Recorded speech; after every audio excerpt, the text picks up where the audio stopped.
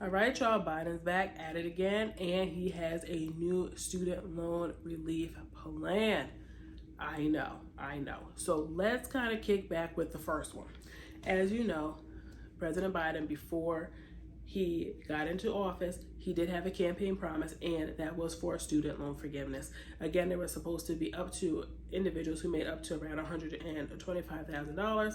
Some would perhaps receive $10,000 for relief, and perhaps up to $20,000 for those who were Pell Grant recipients. So that was just the kind of basis of the plan. And you know what? He seemed to have garnered a lot of votes because of it. He ended up getting the votes, and the millennial generation and some Gen Z, but mainly the millennial generation.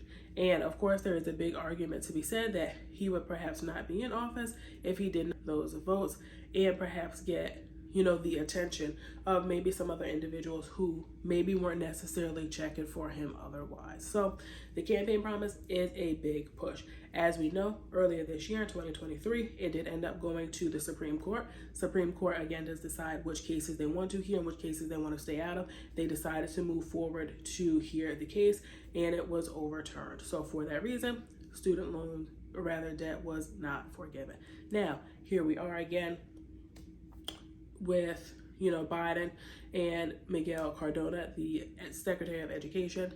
He did come back against it and say, you know what, we want to move forward and come up with some other plan at some point in time in the future. At that point in time, that was really like, the day after the Supreme Court decision.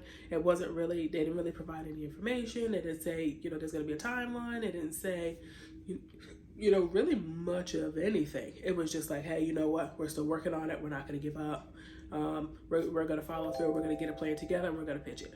Right? So here we are again, October, and that conversation is coming back into play. So here's what was presented. All right. So here's the baseline of what was presented. Now, this particular plan here, it's new, but it's not new. Let me explain. There were definitely already some, forgiveness measures in just student loan forgiveness for public service and a few other things as well.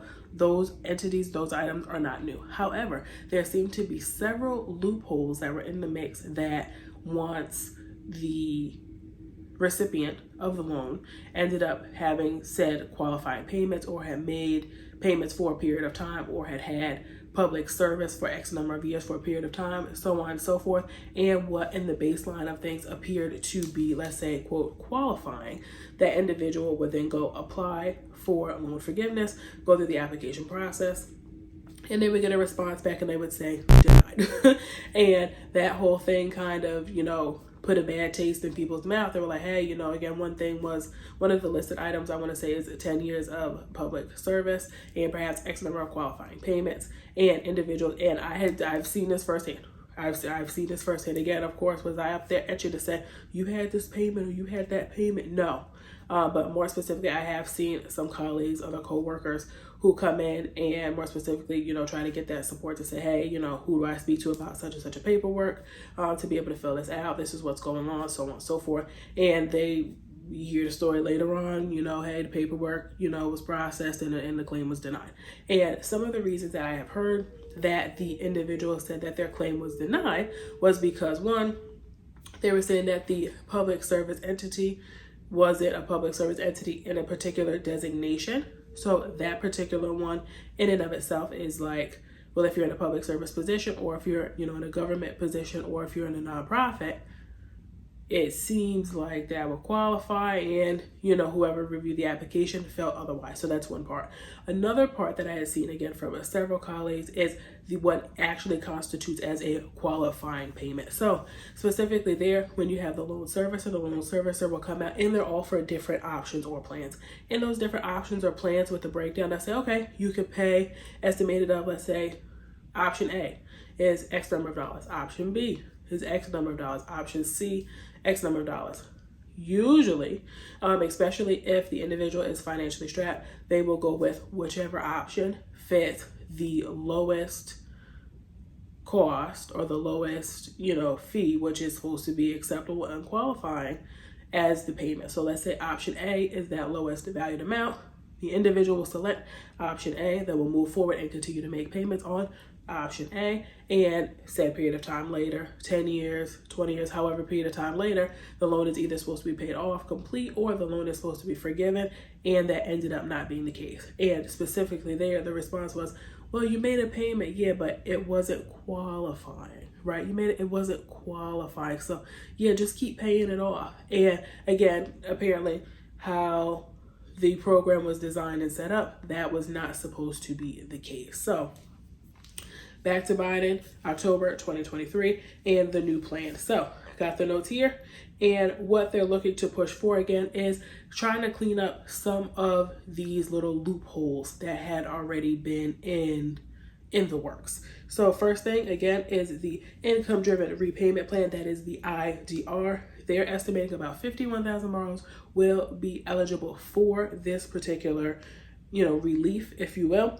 Again, they're saying this particular group of individuals have been making payments for 20 years or more. So that again kind of segues into what I was talking about before, where they said, hey, it's a qualifying payment. Those individuals made payments again 20 years or more for a period of time, what they understood to be a qualifying payment. And the people who reviewed the application later on said no. So a lot of those folks, in and around 51,000 borrowers, may be eligible for said relief.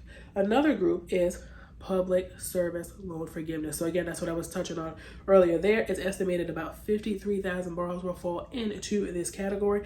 And those individuals have been working in a government position or nonprofit for 10 years plus. Now, another thing that's a little choppy, again, when we talk about the government position or nonprofit, is through the years, things change, right? So some people may be in a government position, stay in a government position for 10 years, 20 years, right? Okay, that's easy to document. It's easy to get your information and your files and stuff together, peachy.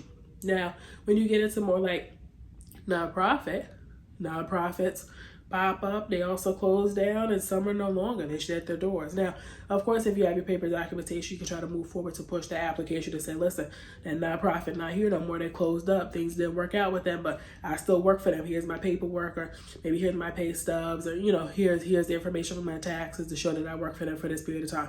And it could perhaps be viewed and be acceptable if approved later on. However, this particular piece here, if it's not necessarily been with the same entity, or maybe with one or two entities, it may be a little choppy, a little tricky to, again, account for your time. Another thing would be if the time wasn't continuous. Of course, I don't believe it says that in the agreement that the time 10 years has to be 10 years continuous. It just says 10 years.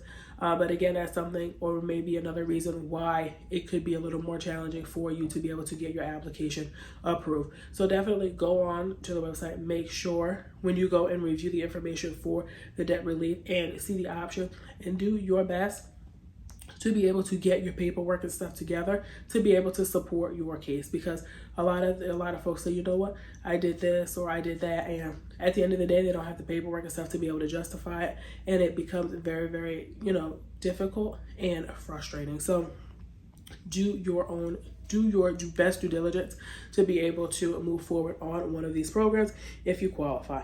And the third category here, they call it, is estimated 22,000 borrowers with a total or permanent disability. Now, the total or permanent disability they did have there, I want to say it was estimated to be 60 months or more. So you're looking at about 5 years or so, where you have either a total or permanent disability.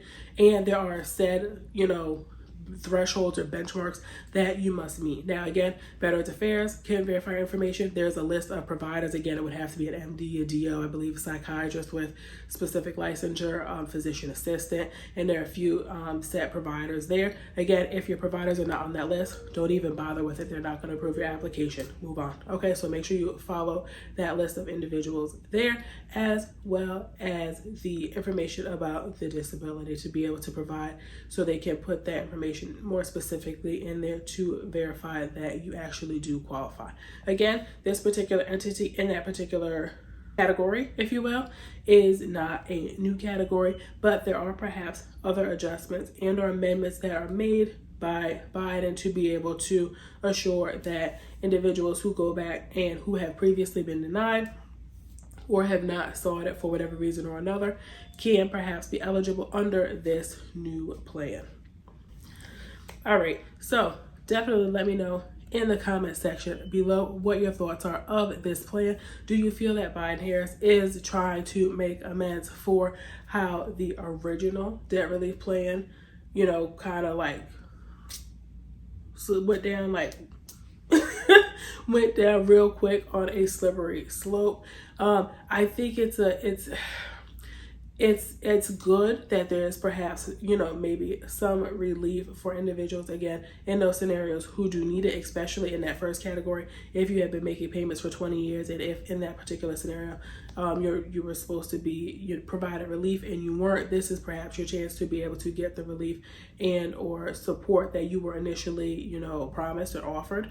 However, there is, of course, the other viewpoint, the other side of things is saying, if relief here perhaps was being offered and if that's something that would have been provided and, as like a guarantee to have been provided in the future, maybe individuals who decided not to take a student loan or didn't want to go into debt because of a loan or for whatever other reason, right, who maybe weren't able to pay up front for the loan, decided to go just a different route in general. Is it necessarily fair to those individuals? As always, don't forget to like, share, subscribe, comment down below if you found this video of any value. See you guys in the next one. Bye.